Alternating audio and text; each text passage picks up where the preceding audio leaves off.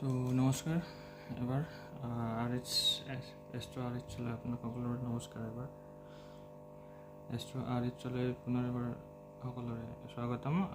আজি আমি যিটো টপিকৰ ওপৰত ডিছকাছ কৰিম আপোনাৰ এষ্ট্ৰলজিৰ, সেইটো হ'ব আপোনাৰ জ্যোতিষ এক সম্পূৰ্ণ গণিত। Astrology is a complete math. ঠিক আছে। চ' তেনেকুৱাকৈ আপুনি চাৰ্টখনটো দেখাই পাইছে চাগে। চাৰ্টখন প্ৰায় ঘৰবিলাক আপোনালোকে বুজি পোৱা হৈছে। First, second, third, fourth, fifth, six, 7, 8, 9, 10, 11, 12। ঠিক আছে। চ' এই ঘৰখিনিৰ ওপৰতে আমি আজি ডিছকাছ কৰিম। চ' ঘৰৰ ৰেকৰ্ডিঙৰ পিছত আজি আমি এটা নতুন বস্তু দিছোঁ, এইটো ডিগ্ৰীটো চাব পাৰে আপোনালোকে। প্ৰত্যেক ঘৰতে থাকে। মই জাষ্ট 3টা ঘৰত দেখাইছোঁ, ফাৰ্ষ্ট, ফ'ৰ্থ আৰু 7th। এই ডিগ্ৰীটোৰ কি মহত্ব লিখিছোঁ যে আপোনালোকৰ 30 ডিগ্ৰী। ঠিক আছে। এই 30 ডিগ্ৰী ফাৰ্ষ্ট হাউচ।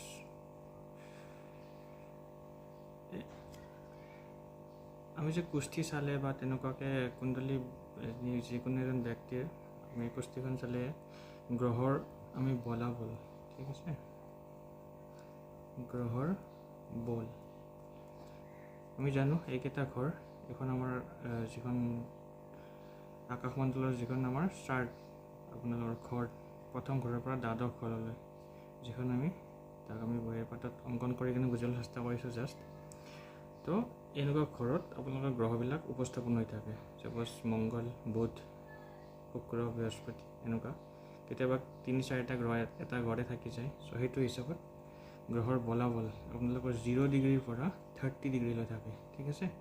এইটো আপোনাৰ গোটেইখিনি ইয়াৰ পৰা ষ্টাৰ্টিঙলৈ যেতিয়া এটা এণ্ট্ৰি কৰিব গ্ৰহ এটা, 30 ডিগ্ৰী কাভাৰ আপ কৰাৰ পিছতে নেক্সট যিটো ঘৰ তেওঁলোকৰ এটা নিৰ্দিষ্ট, চব গ্ৰহৰে নিজৰ নিজৰ সময় থাকে। কিছুমান আপোনাৰ 1-1.5 মাহৰ ভিতৰতে ঘৰ চেঞ্জ কৰে, বা কিছুমান গ্ৰহই 1 বছৰ 1.5 বছৰৰ ভিতৰত, কিছুমান গ্ৰহই 2-2.5 বছৰ লৈ যায়।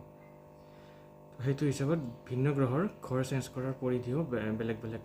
চ' কিন্তু এই ঘৰকেইটাৰ যিটো আপোনালোকৰ পৰিসীমা বা যিটো দৈৰ্ঘ্য, সেইটো আপোনাৰ 0-ৰ পৰা 30 ডিগ্ৰী থাকিব সদায়। এইটো হিচাপত আপোনালোকৰ 0 ডিগ্ৰীৰ গ্ৰহ এটা সদায় কম বল, আপোনালোকৰ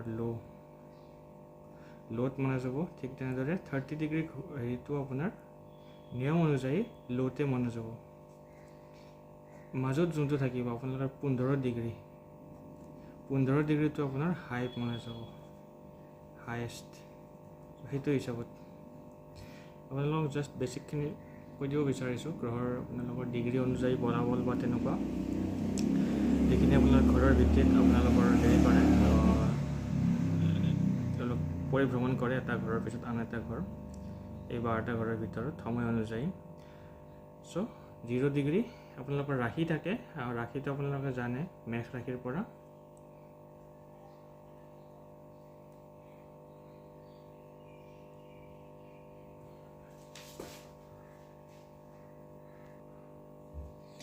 মেষ ৰাশিৰ পৰা মীন ৰাশি পৰ্যন্ত। ঠিক আছে। এই মেষ ৰাশিৰ পৰা মীন ৰাশি পৰ্যন্ত এই 12টা ঘৰত যোনটো আপোনালোকৰ হেৰি থাকে, গ্ৰহগতি বা গ্ৰহ বা তেনেকুৱা লগ্ন পৰি থাকে, ৰাশি পৰি থাকে, সেইটো হিচাপত এই 30 ডিগ্ৰী পৰিভ্ৰমণ কৰি এটা ঘৰৰ পৰা আনটো ঘৰলৈ গ্ৰহবোৰে এই ৰাশিবোৰ পৰ্যায়ক্ৰমে পৰিভ্ৰমণ কৰে। ঠিক আছে।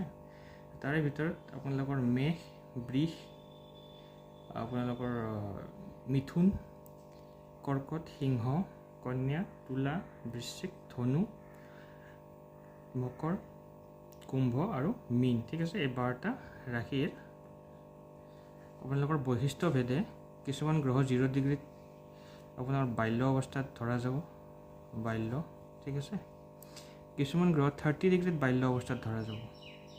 ঠিক তেনেদৰে এই 12টা ৰাশিৰ ভিতৰতে আপোনালোকৰ মেষৰ পৰা মীনলৈ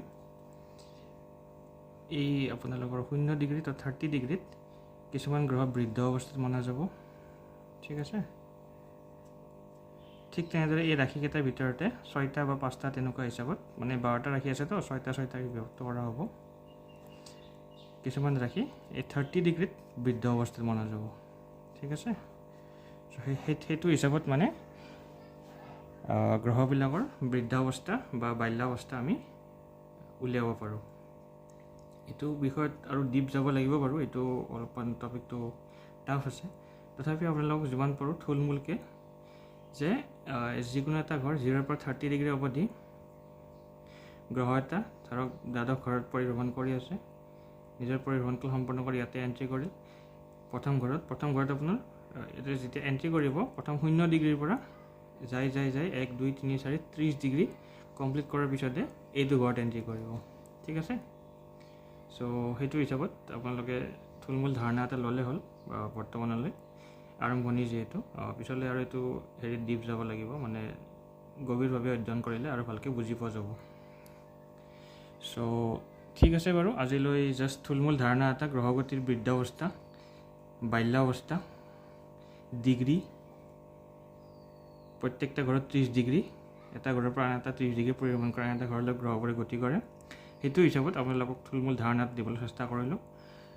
আগলৈ আৰু এনেকুৱা ধৰণৰ বিষয়তে গভীৰ যিখিনি আপোনালোকে বুজি পায় ষ্টেপ বাই ষ্টেপ যাব লাগিবতো, মানে অকণমান বিষয়বোৰ ইমান সহজো নহয় যিহেতু এষ্ট্ৰলজিৰ এই বিষয়বস্তুখিনি গোটেইখিনি। তো আপোনালোকে প্ৰেক্টিকেলি নিজেও অকণ যদি কুষ্টি বা তেনেকুৱা জন্মকুণ্ডলীবিলাক চাই তেতিয়াও গম পোৱা যাব। চ' ঠিক আছে বাৰু, আজিলৈ এইখিনিয়ে ক'লোঁ। যদি কিবা ডাউট থাকে আপোনালোকক ফাৰ্ডাৰ যেতিয়া ভিডিঅ' বনাম তাতে নিশ্চয়কৈ ক্লিয়াৰ কৰি দিব পাৰিম বুলি আশা থাকিল।